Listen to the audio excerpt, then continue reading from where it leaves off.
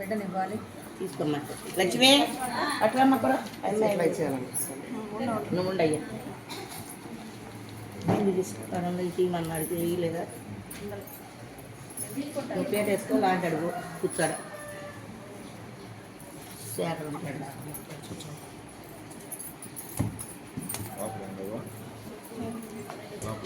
పురాణము, శాస్త్రజ్ఞానము, సిద్ధాంతంతో నాకు అవసరం ఉంది. ఈయన పేరు ఘన విజయంగా పెడుతున్నాను. ఎడమ చేత కొట్టరాదు, ఎంగిలి నోట తిట్టరాదు. పేరు పెట్టిన బిడ్డ ప్రయోజ్యుడు అవును. ఈయన పేరు శివతేజ అని పేరు పెడుతున్నాను. పిలవండి, శివతేజ అని పిలవండి, శివతేజ అని పిలవండి, పిలవండి. ఏది మీకు